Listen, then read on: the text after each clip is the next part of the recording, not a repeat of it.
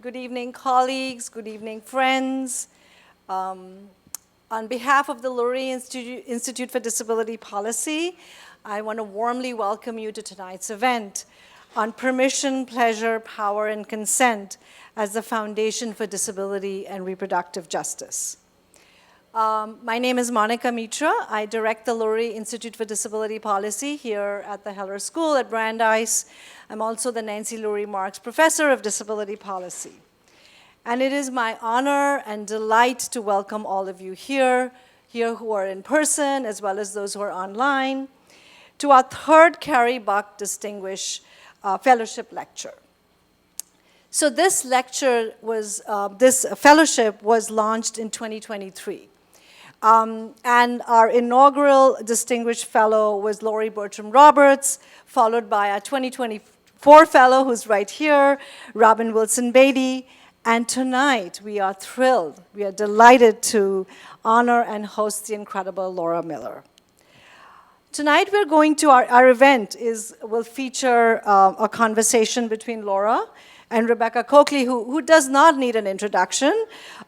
She is a prominent disability rights activist and the program officer of the Ford Foundation's first ever US Disability Rights Fund.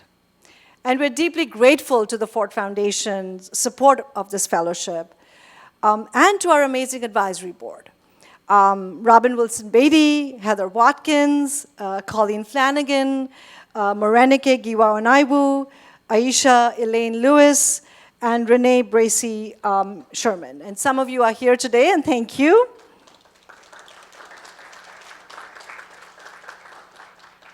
And thank you for your careful guidance in selecting this year's remarkable Carrie Buck Fellow. And I would not do justice if I didn't recognize the stellar, the wonderful Lurie team. Particularly Wendy Peveril-Conti, who's right there. Amy Abushanab, who's up there on her laptop. Nicole Lomerson on the second row there. And Maddie Crowley, our communications extraordinaire. And this event would not be possible without them. So I'm sure many of you are wondering, like, how and why we launched a fellowship named after Carrie Buck. And I'm going to leave the why to Laura and Rebecca, but I'm going to tell you a little bit about the how. So a few years ago, really at the height of the COVID pandemic, we honored Rebecca Cokley, who had been awarded at Brandeis University the Richmond Distinguished Fellowship. And at the end of the fellowship, during this Q&A, she was asked by a Brandeis student, given that Justice Louis Brandeis sided with the Supreme Court majority in upholding Buck v. Bell, can you comment on what the university can or should do to acknowledge this and commit to disability justice?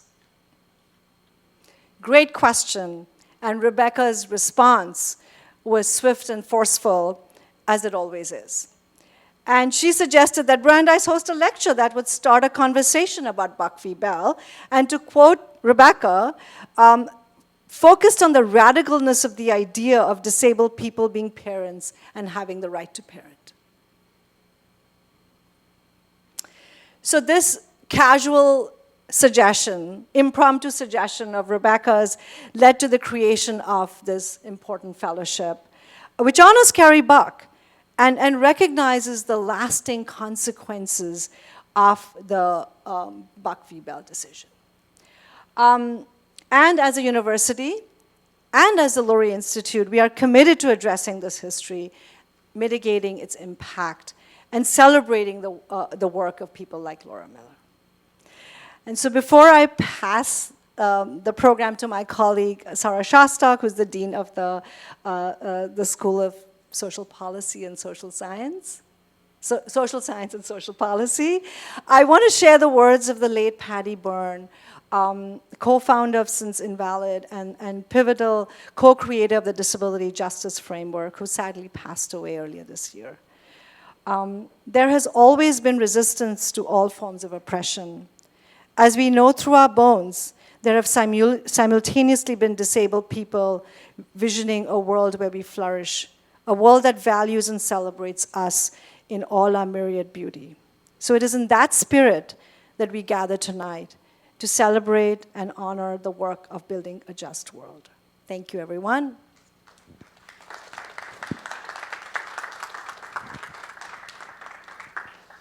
Hello, everyone.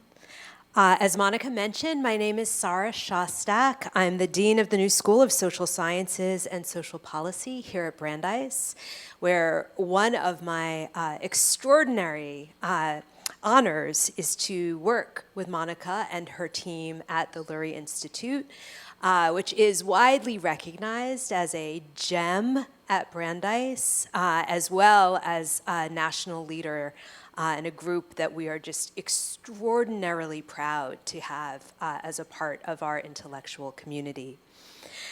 Tonight, I have the privilege of introducing our two incredible speakers. First, I'd like to introduce our sensational Carrie Buck Distinguished Fellow, Laura Millar.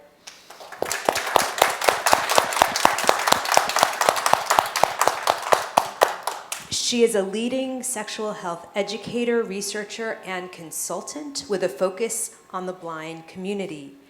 As a blind queer mother navigating multiple disabilities and chronic illnesses, her personal experiences enrich and shape her professional expertise, influencing both her coaching and consultancy work. She is a passionate advocate for comprehensive and inclusive sexual health information and services for everyone, especially people with a variety of disabilities. In more recent years, her dedication has evolved to ensuring that sex education is not only comprehensive and inclusive, but accessible to all. This dedication stems from a blend of personal, academic, and professional experiences. Overall, the foundation of her work is about the promotion of consent, which is intertwined with blind positivity, sex positivity, and the principles of disability justice. Welcome. Thank you.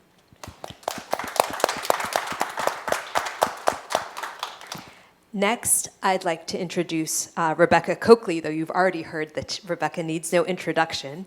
She's the program officer for the Ford Foundation's first ever disability rights program, which is focused on strengthening the field, building a pipeline of diverse leadership, promoting disability pride, and mobilizing resources towards disability rights work. She also serves as the Foundation's liaison to the President's Council for Disability Inclusion in Philanthropy. She was awarded, as you heard, Brandeis University's Richmond Distinguished Fellowship. She has stewarded a campaign that has resulted in unprecedented 12 presidential candidates and hopefully more, developing disability policy platforms. She's a 3-time presidential appointee, and she has served in key policy roles at the Department of Education and in the Department of Health and Services. We are so happy to have you both here with us tonight and eager to learn from your expertise, insights, and wisdom. We should clap again. As Monica mentioned, 3 years ago, we began to imagine a conversation on the legacy of Buck v. Bell, its connection to Brandeis, and how we could change that legacy. Tonight, we continue this conversation between Laura and Rebecca, two disabled women, parents, and advocates in the fight for disability rights and justice. Tonight is a special opportunity for all of us to gather in person and online, where I'm watching the numbers going up and up, to remember our past, to push forth a new world where we all belong, thrive, and are celebrated. Thank you so much. Thank you.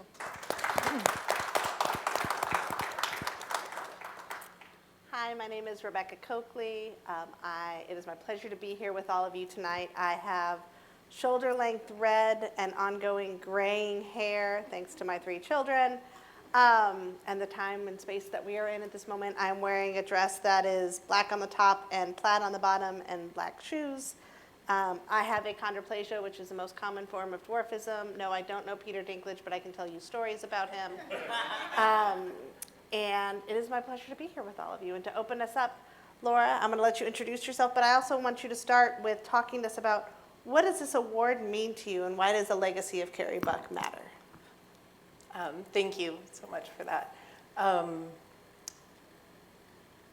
going to start with 18 years ago. My son is almost 18. I found out I was going to be a mom, and I knew I was going to be a single mom from the beginning. I was already blind. I had been blind for a few years, but I didn't have community. I didn't have any networks. I didn't know how blind people did this. And truthfully, I wasn't really interested still. But I had heard the horror stories, and I was worried about CPS being called or whether I would be able to take my child home from the hospital.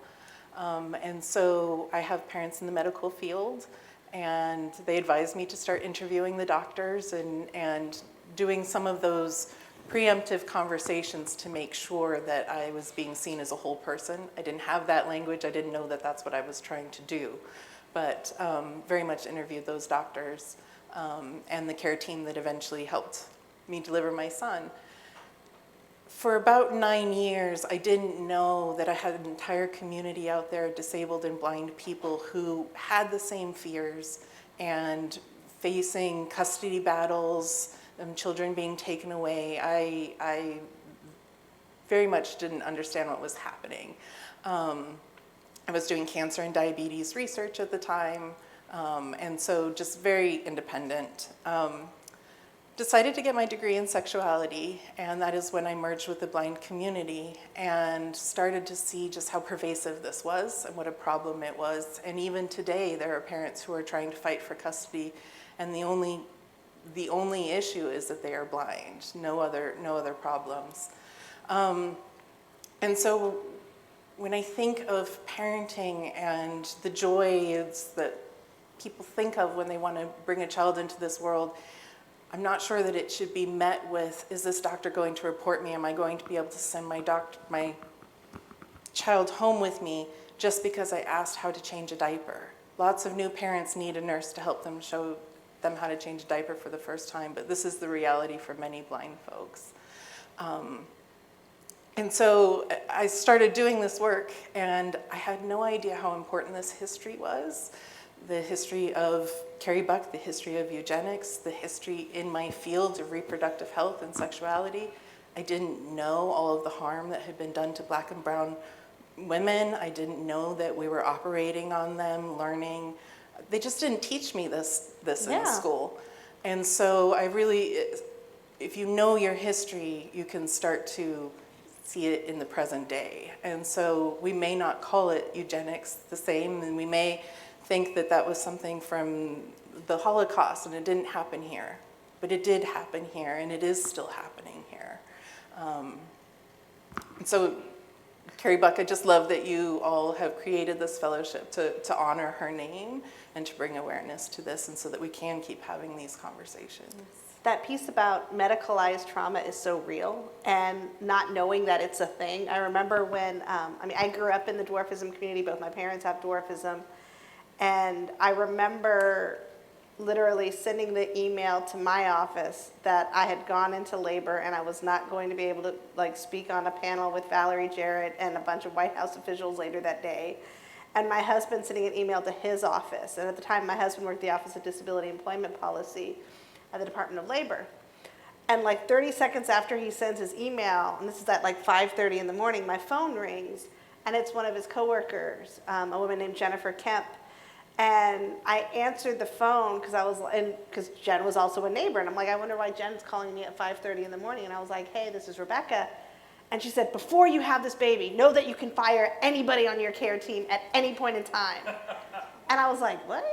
And she goes, and Jen has cerebral palsy, and Jen was like, nobody told me that if a doctor is bad to me, a nurse is bad to me, I get treated bad, I can fire anyone on my care team. And she was like, and I literally just saw Patrick's email saying that y'all are having this baby now, and know that you can fire any of those people, okay? Good luck, send us baby pictures, goodbye. Hung up the phone. And I remember my husband being like, what was that about? And I was like, Jen Kemp just called to tell us that we can fire anybody we don't like. And he was like, okay, that's interesting. And my first delivery was really easy, and my second was a nightmare. And I had to, fire the anesthesiologist and all of these things. And I think about what position I would have been in had I not known that I could do that. And I think it really does come down to the conversation around consent in disability spaces. And I think one of the things, and you and I talked about this earlier today, that we often don't talk about is that as disabled people, we are explicitly trained from the time that we acquire our disability, whether it be at birth, whether it be in your 20s, your 30s, your 40s, your 50s, your 60s, that the focus should be on compliance, not consent. That let the nurses or the professionals examine you. Give up your sense of bodily autonomy to make the job easy for the medical professional or for your teacher. Don't push back on your physical therapist or your OT because they actually know better than you what you're capable of. And I think this does a lot of harm to disabled people, and that the idea of consent shouldn't be a radical one. But why do you think that is? Why consent is so radical? Yeah. I think because people just think, they hear consent and they think sex and they think sexuality in the bedroom, and that's a conversation that happens behind closed doors and between consenting adults. And they don't realize how it's in every interaction. You are either upholding somebody's autonomy or you're taking it away if you're interacting with somebody.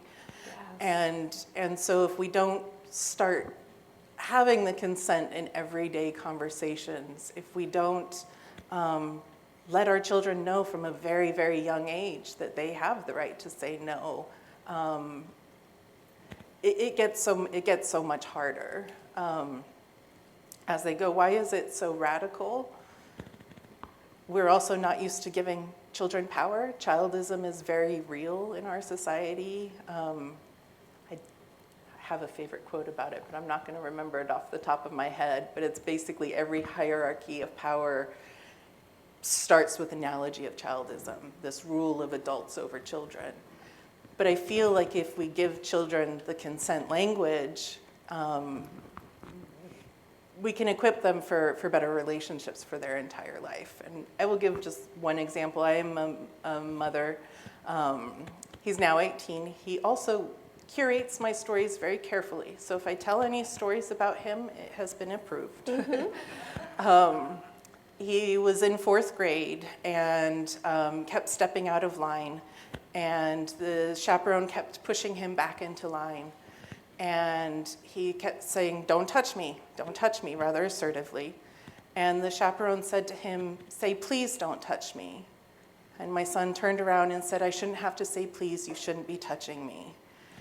At that point, the chaperones told him to stop sassing and that he was going to talk to his mother about it. And so the first thing my kid does is come home and make sure that he wasn't in the wrong and that he was, asserting himself.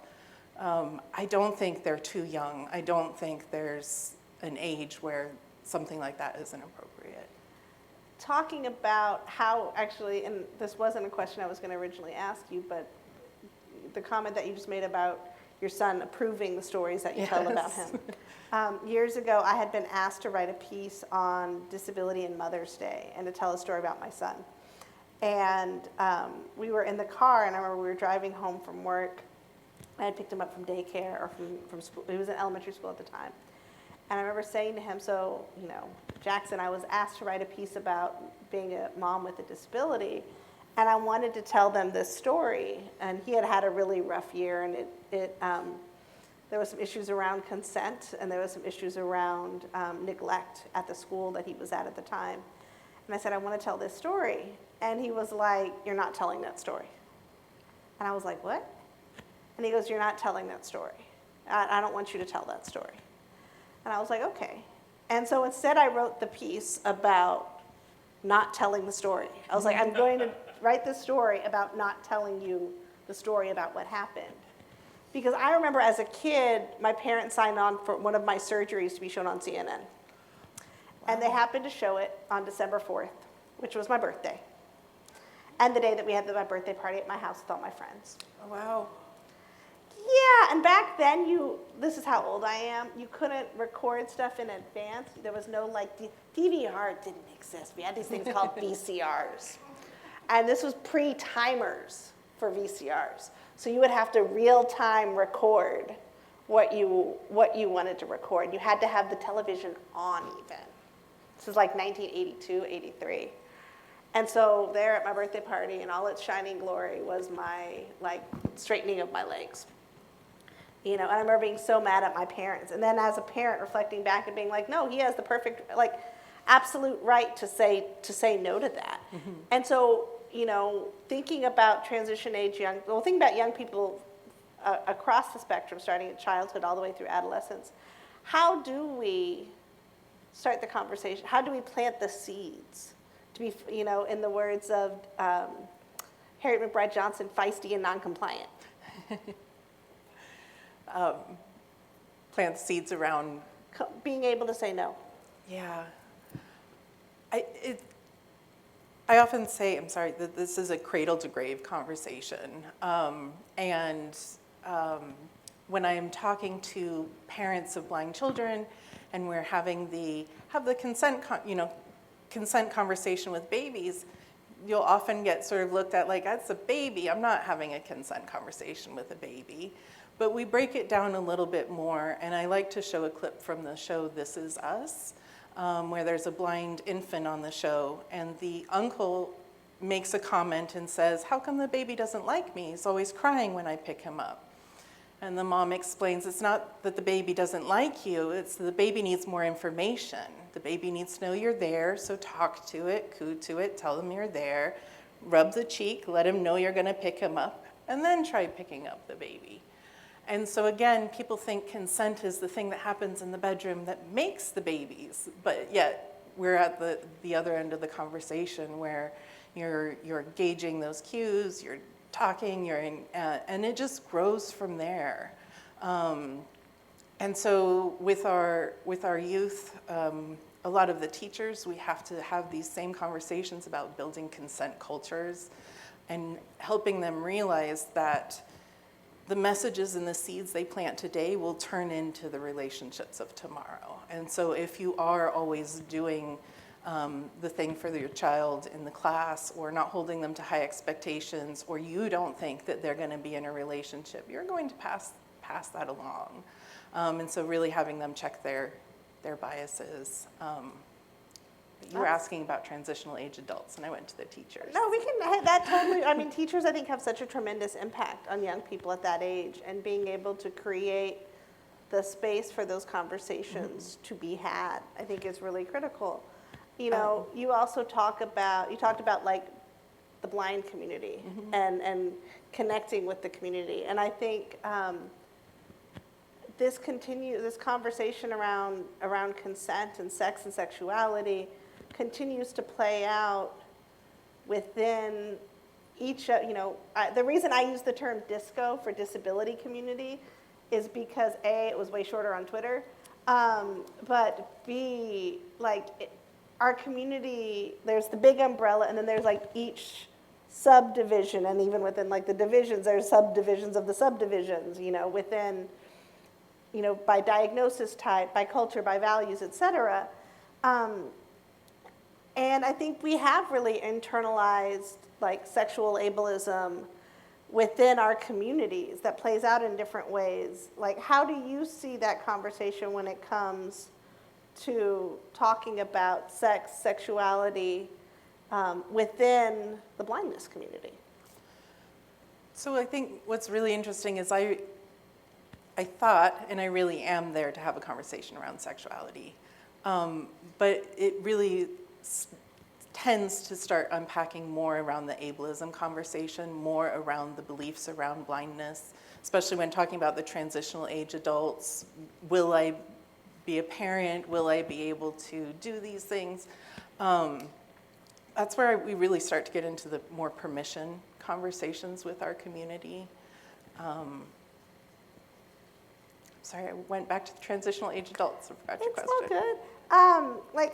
How do these conversations play out within, I know the conversations that we intentionally choose to have or not to have within the dwarfism community? What does that look like within the blindness community? Around consent. Around consent. Yeah. So I think the biggest conversation I have, whether it's with youth, transitional age youth, my friends, my colleagues, is the microaggressions, the constantly being touched or assisted without permission or consent. And so really starting to look at the impact of that and the research that shows that it causes chronic stress and what do we do with that? And so going back to the earlier part of your conversation, we're often told to be nice or be compliant or educate. As an educator, I am told to educate. I cannot educate everybody who does a microaggression every single day. And so a lot of the conversations I'm having with the youth and my colleagues are how to have a more empowered response. This thing is going to happen. We have all of our own traumas and histories we're bringing into the situation. So for myself, I was fawning. I was going along with unwanted help. And I didn't like that. I wanted a more empowered response. Other colleagues might be fighting and not like that and want a more empowered response. But the more empowered response is something they get to choose. And so whether it's saying, thank you, I've got this, or whether it's saying, F off, I give the whole permission for that conversation. Well, I think also as a parent also, I find myself, I was actually at a disability conference focused on rural issues a few weeks ago. And you know that feeling when you're like, oh, this situation's getting kind of weird and the hair starts standing up on the back of your neck. I was sitting in the bar with my dear friend Maria Town, and I like to say my weirdo radar went off as a disabled person, where I'm like, oh, there's somebody over there. Oh gosh, here it comes. And as it comes over, it's like, I've never seen a little lady like you before. And I was just like, oh, here it comes. And you find yourself, or at least I know I find myself pausing and thinking about, okay, what are the different ways that I choose to respond to it in this moment? Do I choose to get really loud? Because I'm in a public setting in a bar, there are a bunch of disabled people here. This guy is not with our conference. At least I don't think he's with our conference. He could be with our conference. Is it safe for me to respond? Which I think a lot of times as disabled women, that question comes up. Is it physically safe for me to respond?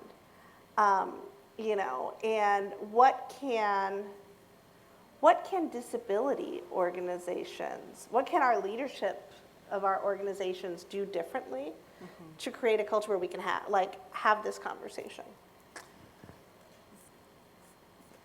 First of all, I think that the culture of consent does not just start and stop with codes of conduct. I think that we see that a lot. Yeah. And then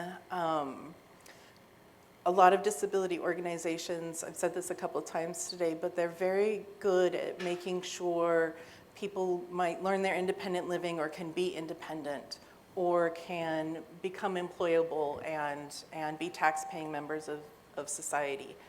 But we don't leave as much room for the interpersonal. For not being an asshole. For the relationships, for this. For the conversations where I think we really do get to learn from each other. And so as much as I appreciate and have learned a lot from many of those organizations, it's still more of a custodial, if you do this, you can be independent, you can be employed. But that's not what we're all here for. We're all here for a much richer life, and there's the we shouldn't have to pick pleasure word that's in there.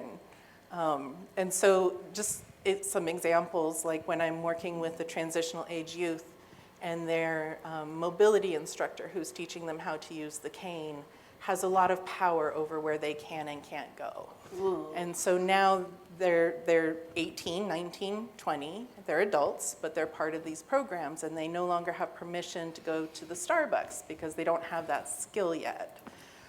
And I'm trying to teach and educate the teachers. We have something, the dignity of risk. You're allowed to make mistakes. You're allowed to learn from your lessons. And for me, the most motivating thing to get a 19-year-old to use their cane to go across to Starbucks is the date at Starbucks. And so let's stop gatekeeping them. And this is the youth echo this, that there's a real custodial, we're going to teach you to be independent, but you're going to do it our way. I'm reminded of several years ago, I was at a conference in Dallas with a bunch of, back when I was a young disabled leader, I was probably in my early 20s, and there was a young woman in our group who was blind and who said very disappointedly that she had never been to a strip club. And my dear colleague, Christina Mills, and she'll kill me that I'm telling this story. Sorry, Chris. Chris and I were like, you've never been to a strip club? She said, no. We're like, do you want to go to a strip club? She's like, I think I would. And so first we had to get a cab, and the cab refused us service because at the time there was a massive lawsuit against Yellow Cab for denying service to people with service animals. And then we finally got on our way to go to La Bear, which was Dallas's #1 strip review. And I remember us like audio narrating it the whole way and like getting to the club, and it was, you know, and the individual who we took, whose name I will allow to remain anonymous, is like high up in the leadership of a space encountering federal agency, and it was one of those moments where she was like, I've asked to go to a strip club numerous times and nobody ever, you know, I was told that wasn't appropriate and that those places weren't for people like me. And we're like, that's the first thing that tells us we need to take you to a strip club. Someone told you can't go? You know, and I think for a lot of us, pleasure in its various forms is gatekept from disabled people. And how should we, as a community, and I think one of the things that's been so great about this lecture series every year is pleasure has come up as a piece of every conversation. I know Robin and I talked about it last year, Lori and I talked about it the year before. Why do we gatekeep pleasure? I believe fear and ignorance. I'm sure there's lots of other reasons, but one of the innovative programs I was doing while at a blindness agency downtown San Francisco was workshops on everything from condoms to kink and everything in between. And the kink portion of that proved to be rather controversial, except it was all blind adults coming to a fully informed workshop ran by mental health therapists in the kink field. And it was such an incredible opportunity for so many to sort of learn in a blindness agency about this community. And then we had activities where we would go out into the community. That program was quickly shut down. And it was quickly shut down with terms like, I was exposing dependent adults to sexual violence. Everybody who came to either chose to go, maybe it was to Folsom Street Fair or to... I miss Folsom Street Fair. Yes. We had sighted guides. At the Folsom Street Fair, people think kink and their minds go wild. But there was a woman there who used to be into fashion and designing. And she said to her human guide, I don't care what they're doing, tell me what they're wearing. Like the things that people go to sexuality for, I could have never imagined. And so one of the books I hope to write is to interview all of the people who were involved in that and see where they are now, because they are all living far more empowered and exciting lives than they were 10 years ago. So, but yes, it is gatekept. I told the therapist we respectfully had to disagree. Our fields had very different opinions about consent, and we are independent adults. It reminds me of several years ago, there was a pushback for any sexual education programming to be focused on only on abstinence. And at the time, I was running a project that was funded with dollars from an agency focused on people with developmental disabilities. And it was a youth-led leadership development program. And the young people wanted to talk about sex, sexuality, and healthy relationships. And I remember getting a letter at the time from the federal agency that dispersed the dollars. That was in the middle of an administration change, and said, you know, you can only talk about happy friendships with disabled people. Wow. And I was like, happy friendships? Like, but some disabled people are jerks. What if they don't want to be, like are we gonna talk, like happy friendships? Like what kind of paternalistic, ableist, like neurotypical, like conservative, like not helpful, like mess is this? And so I remember I was in my younger and saucier days, like writing back and like giving the data and saying, you know, we know that 80% of young women with developmental and intellectual disabilities are sexually abused or assaulted before the age of 18. We know that girls with learning disabilities have the highest rate of teen pregnancy. And like, you're telling us that we can't talk about the things, and it's a youth-led project by design. Language was in the RFP that it was youth-led. And they're like, well, we don't want those people learning too much. You know, and I think it's one of those things, especially when the rules of engagement are determined, frankly, by non-disabled people. There is we have to keep those people safe and uninformed, and you know, and it really is like it puts all of our people, whether they be children or adults, at an increased level of risk. Oh, for sure. An increased level of vulnerability. You know, what would, if we were to transform the sex education curriculum? If I gave you like a bippity boppity boo magic wand, and you could just like make it hot, make it amazing, make it inclusive, what would it look like?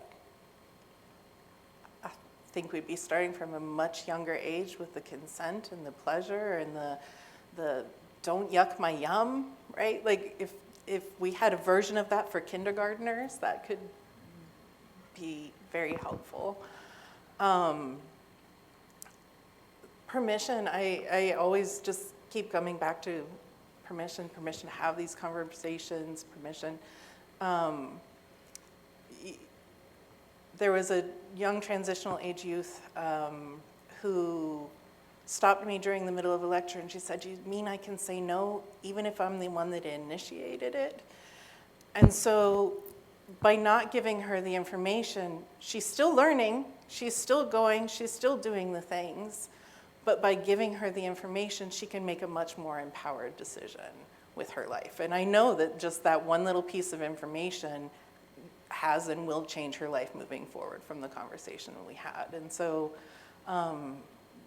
we need to trust them. They're going to turn into adults. I have a slide I often show with the parents. Here's what you don't want. You don't want them to have an unintended pregnancy. You don't want them to get sexually assaulted. You don't want them to harm another person. All of those are very valid.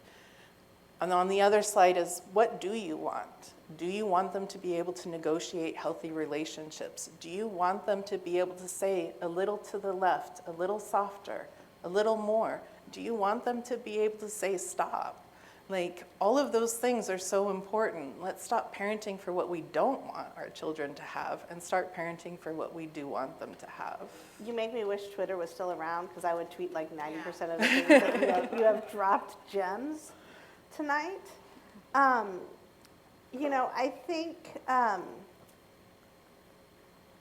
one of the things I'm writing a book about disabled motherhood in this moment, and one of the things that I said that came out in an interview I did with somebody else at one point was non-disabled parents don't want their disabled children to see disability as more than a diagnosis and as a culture, because it acknowledges the fact that there will always be part of their child's experience that they will not be the expert in.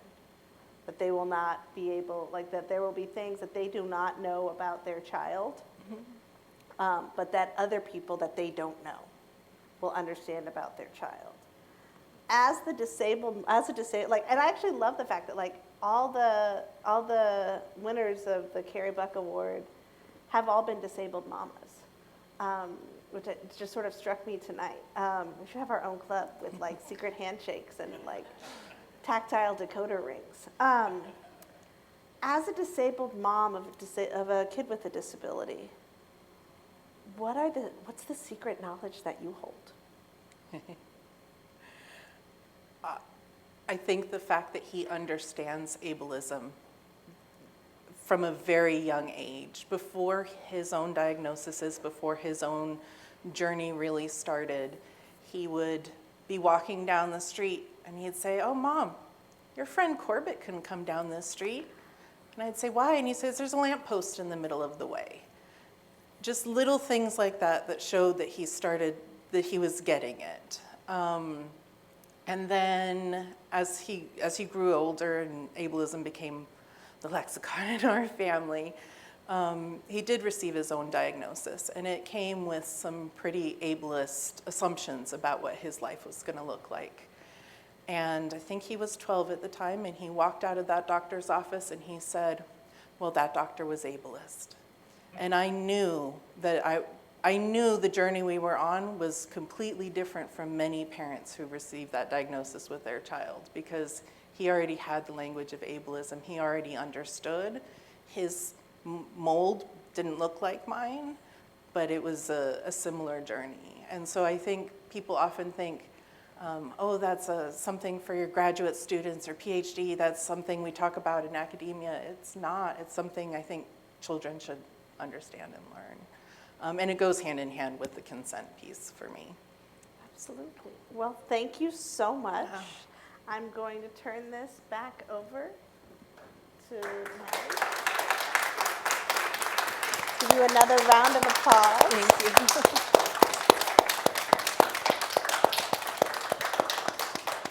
Thank you both so much. It was a wonderful conversation, and we'll have plenty of time for questions and answers. So if anybody in the audience has questions, if not, we have a couple from online. But I see one hand in the back, so we'll get started with that. Wow, it's a big room.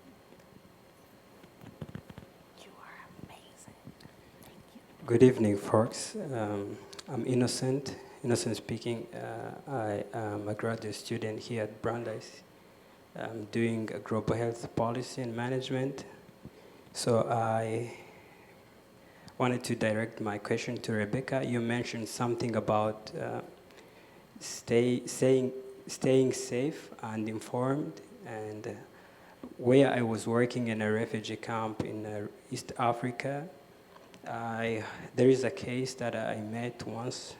It's a young lady, maybe late in her teens, and she had some mental illnesses.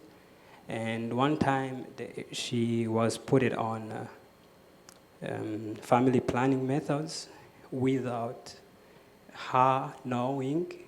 And I wanted to know how to balance between the intent of balancing between staying informed or having a consent, but with also the fact that his body autonomy being also mattering and protecting from those sexual abuse, because it's possible and the numbers are rising in Africa because of population and unwanted pregnancies. And some of my people where I come from, they don't even care much more about consent. Mm-hmm. It's something not big enough. I think we would talk about that question. Thank you so much. Well, I think part of it is, as Laura said, is like actively having the conversation around consent in all the ways that it would show up in that type of situation. I think it's also an opportunity to build communities of peer support for that individual. of, I remember we were supporting I'm trying to remember what the project was. It was a project on, a project on knowing your rights for people with mental illness. And all the trainers were people that did not have mental illness. And I remember them passing this proposal to me and being like, this is so great. And I was like, why are none of your trainers people living with mental illness? Well, people with mental illness can't train other people with mental illness. And it was like, okay, let's unpack our assumptions here, And I think given the circumstances that you're talking about, there is a conversation around culture and stigma that also, frankly, we here in the West like to tell folks in other countries what we think they should do and how we think they should do it, instead of empowering them with the resources and the tools to support them figuring out what works in their community. Because what works here is not going to work. Like what works here at Brandeis is not going to work in East Texas. It's not going to work in Colombia. It's not going to work in Egypt. But centering the community that's impacted and figuring out what does it look like to resource that community to figure out what works for them. I think it's really easy for us in the West to say nothing about us without us and not acknowledge the fact that those words came from disabled activists working to overturn apartheid in South Africa. That's where it comes from, not here. You didn't know that, Robin? Taught you something today. There, bonus point for me. It came from disabled activists in South Africa working to overturn apartheid. And yet it's been colonized by every movement possible. And so what does it look like to provide, and I think about this from a philanthropy perspective, which is like, what does it look like to actually provide resources to the community for the community to figure out what's the best way to approach? But I do think that's a very complicated issue. Thank Maddie, you have so another much. question? Yeah, definitely. We have one from online. I'm going to combine a couple. What are some resources to learn more about this topic, for resources for parents, but also maybe for young people that want support to learn about what positive dating and relationships look like? Do you want to jump in with that? Do you have any thoughts off the top of your head? First place off the top of my head is the Consent Academy. They have classes across the gamut around consent. Consent for people with disabilities. My favorite class that they have is a series of classes there called Consent for Leadership. And they really help people sort of create the structures, the policies, the environment of consent, and I really appreciate that. They have lots of classes there. Consent Academy is the first one that comes to my mind. I think the Center for Parenting with a Disability that's housed here is pretty amazing and works with an amazing group of folks talking about these issues. I think there's a lot of really great work that's been developed by people with intellectual and developmental disabilities, particularly through organizations like People First. And I don't know if it still exists anymore, but there was a group called Kids as Self-Advocates for a long time that had developed curriculum to talk about dating and sexuality with people with intellectual and developmental disabilities. I do think there always needs to be more materials and resources. And so, I think those are just some that I can think of off the top of my head, but there's also some really great books. There's a great book out called, it's older now, like all my books are old because I'm old. The Ultimate Guide to Sex and Disability was one I was thinking about. There's one called We're Doing It, and it's on people with intellectual disabilities and sex. I left that one on the coffee table. The kids had questions. It was awesome. But I think I would encourage to really look at material developed by disabled folks versus materials developed by people without disabilities. Hi, thank you for your talk and responses so far. My name is Carolyn. I have a question kind of going back to parenting with disabilities. I was wondering if you would be willing and are able to provide kind of your experiences, if you had any fears becoming a parent because of disabilities and or limitations. As someone with multiple chronic illnesses and autoimmune conditions, I would love to become a mother, but I do look inward and wonder if I could do a great job given the limitations I would inevitably experience. And I think that's like a very hard conversation to have, not only with yourself, but with others. Thank you. Do you want to go first? Sure. I think that for me, one of the biggest fears as a blind parent was losing him or what happened in an emergency. And not being equipped or fast enough or knowing how to deal with that. And funny enough, it goes into the whole consent conversation and stranger danger. I didn't teach my son stranger danger. I taught him to approach strangers that he felt comfortable approaching. And so we would talk about what those strangers might be, as opposed to a stranger approaching him to see if he needs help. We would play out some of these scenarios.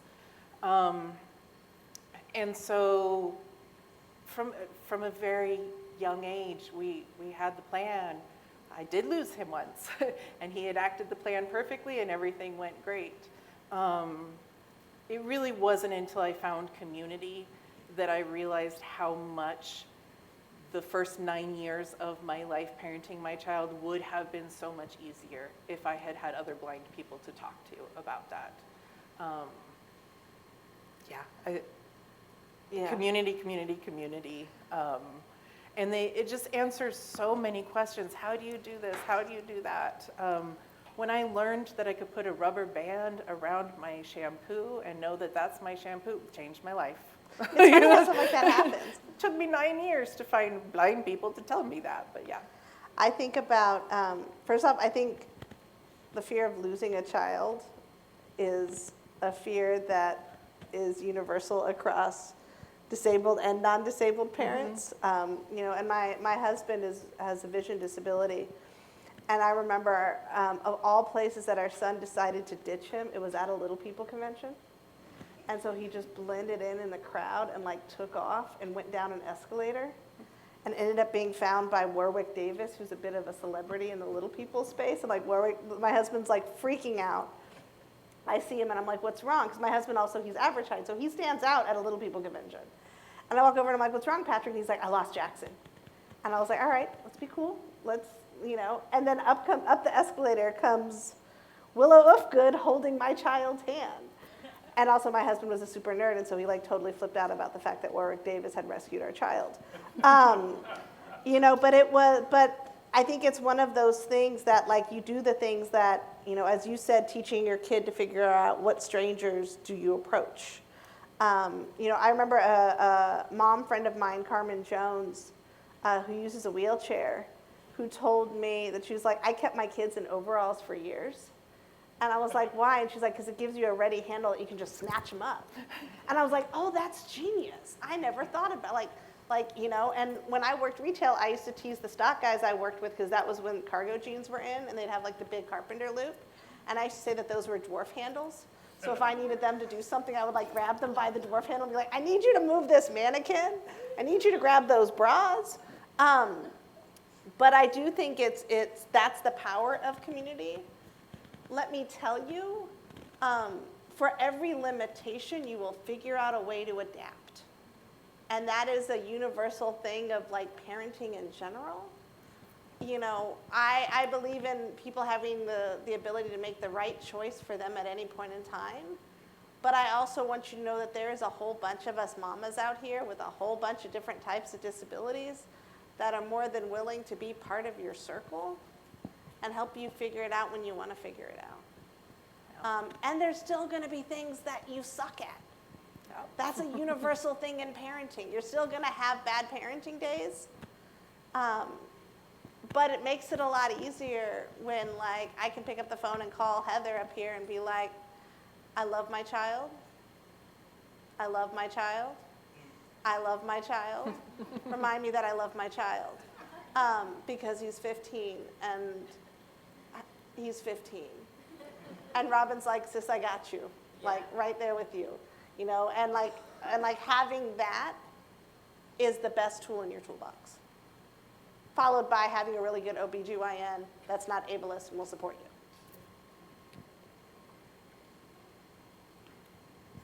Good evening. My name is Evelyn Maziku. I'm a student from Global Health Policy and Management. Thank you, team and the coordinators for this session. I'm from Tanzania, and I was the coordinator of adolescent sexual reproductive health. So I don't have a question, just to complement what Rebecca, you have been explained. It's true that sometimes we do forget these people with a disability, that they have also right for sexual reproductive health. We've been deciding for them while it's not. I can give example, sometimes even the healthy workers, when the disabled adolescent or person went there and asked maybe for condom or family planning, any method, they may respond, don't you see you the way you are? You don't feel sorry for yourself? So that is not right. They are human beings. They are disabled, but in reproductive system, it's not disabled. And to break this ice, it's not only for the disabled adolescent or youth, but for all parents. We need to break ice with our adolescent and youth. Sometimes we don't have time, we are afraid. I can give example, even myself. I have a youth. One day I went to visit a factory, they gave us condom, first-class condom. Then my fellow team were men, they said, oh, we are going to use this condom. They were happy. But for me, I said, who should I give the condom? Then I said, can I give to my son? Then I asked him, how is he going to see Mama gave me condom? So now, is allowing me to do whatever I can do. Then I said, I started, hello, Brian, give me the status of HIV in your university. Mama, people are misbehaving there. People, they are changing girlfriends. I said, so what should I do then? Then I got the idea. I told him, another day I told him, you remember that day you told me that in your university there is a lot of misbehaving people, they are exchanging girlfriend, boyfriends. I have this condom, 2 boxes. Can you please share with that friends? I know he will go and use himself, but that was my trick to help him. So that is the gap. It's not me, it's for every parent. We need to break the ice, share with our children how to give them information. People, they need to get information so that they make a choice, the decision. We should not decide for disabled people. They have rights. We need to support them. Thank you. I think I wanted to add on to that because you talked about, you didn't use the framing of freedom to fail, but the language. Dignity of risk. The dignity of risk.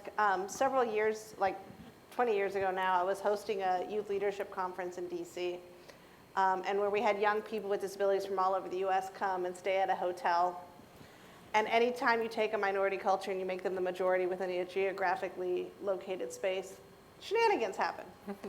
And I remember I was the person on call that night, and I remember getting a call at 2 o'clock in the morning from the front desk. And they said, 911 has been called on one of your young people. And I was like, okay, what room? And they tell me the room, and it's like the second night of the conference. And so like I got my pajamas on, I wake up my roommate, who's like the secretary of the organization. I was like, all right, MJ, we got to go downstairs. Let's go find out what's going on. We're in the elevator, and we're flipping through the binder, and we're like, whose room is that? Whose room is that? Okay, it's Darcy's room. Okay, what's Darcy's disability? Darcy's deaf. Okay. Is Darcy on any meds or anything? No, not that's listed here in the information, right? So ding, the elevator doors open. We walk out. The hotel manager is there. The elevator doors ring again. It's the EMTs. They come with the stretcher, and they're running to the room. The door is open. We walk into the doorway, and it's Darcy's room. Darcy's sitting on the bed, chilling. The EMTs are not working on Darcy. They're working on a young man who's on the floor. And we're like, we thought, okay, who is that? And it's like second day of the conference, so you're still trying to figure out who everybody is. We're like, who is that? Who is that? Okay, that's Bobby. All right, what's Bobby's disability? Bobby has epilepsy. Darcy and Bobby, consenting adults, decided to hang out after hours. Darcy is deaf. Bobby has epilepsy. Darcy's hotel room is a deaf-accessible hotel room. Bobby's seizures are impacted by photosensitivity. They decided to order room service, being all romantical. Room service showed up to deliver champagne to Bobby and Darcy's room and rang the doorbell, and in a deaf-accessible hotel room, that means the lights flash. Their booty call gave Bobby a seizure.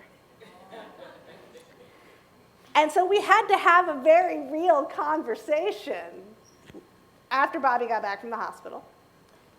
We had to have an even more real conversation with Bobby and Darcy's parents. And then the next morning, we had to have a conversation with the group of 100 plus young people with disabilities. We're like, look, if there is anywhere in the country that it is safe for you to disclose your disability, it is this space. And just as we talk about the need for accessibility, there are also access conflicts. And if you are engaging in intimate activity with a partner at this conference, given the type of folks we have here, you may want to have a conversation about, are there access conflicts that you've never had to run into before in your small hometown where you've never dated, or you've never been in a relationship, or you've just never hooked up and had sex with somebody? And that's really real. And I think so many times we don't have those conversations. But now I want you all thinking about Darcy and Bobby. And that's how I learned. The other name for the story is how Rebecca learned that the sign for booty call in DC is an index finger tapping the left palm twice and then putting your fingers up to your ear like a phone. And so that's how I learned the ASL sign for booty call. I have one last question that we're going to wrap up with. Yes. This is a question from one of our Zoom participants, and I'd like to direct it to Laura. Laura, I think your unique experience growing up, you may have something to add to this. Recognizing that disabled people come to the table with many different identities on top of being disabled, and religiosity is one of those identities. How do we teach consent to people of various religious identities? I think that's a very good question. And I do go back to the question that I posed to parents. What is it that they do want for their children? Obviously, when you're working with folks with different religion, you're talking about them with their values, all of that. I often end up at the conversation where they are more the transitional age and they are trying to figure out for themselves what their values are. And I think it's really important that we do give permission for folks to explore and all of that. And yeah, intersectionality is,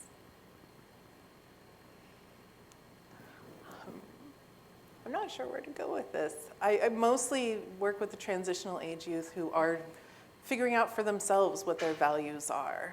Well, I think that's also where,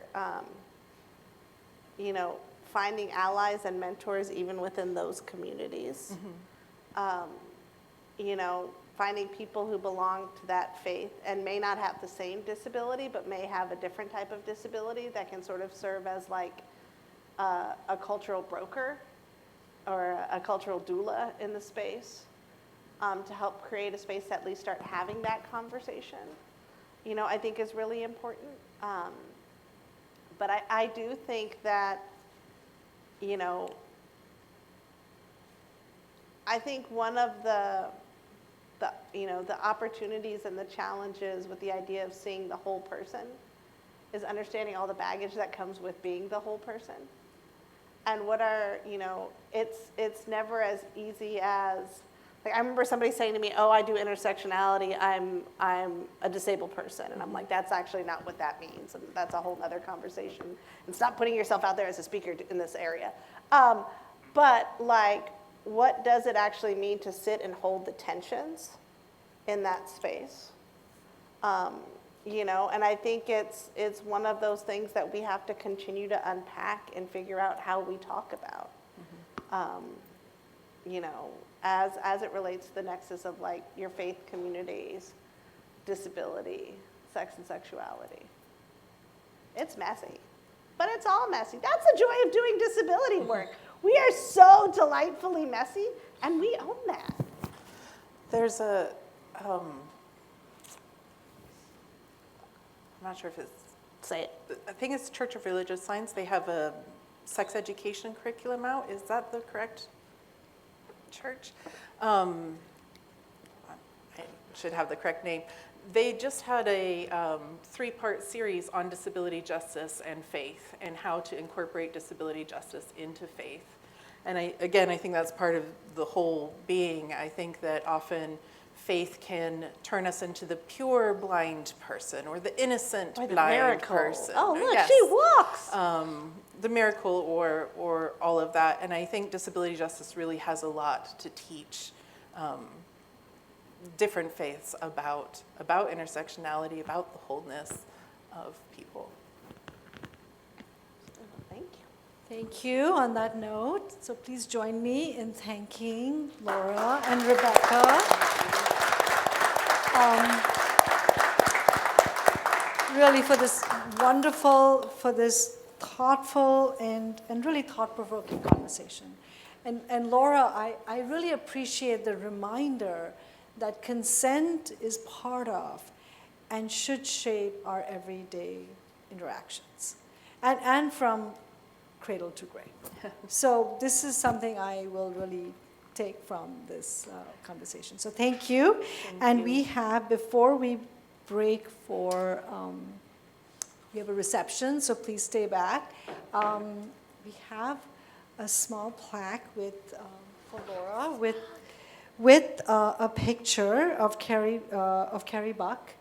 And hold on, I need to take off my glasses. It says, Laura Millar, Carrie Buck Distinguished Fellowship, awarded for her efforts to draw national attention to systemic ableism in reproductive health policy with today's date. Thank you. And an additional token for both Laura and Rebecca. It's a book by our very own Alex Green. We're not worthy. And the title goes to Rebecca, your ending message on Everything is Messy. It's A Perfect Turmoil. Walter Fernald and the Struggle to Care for America's Disabled.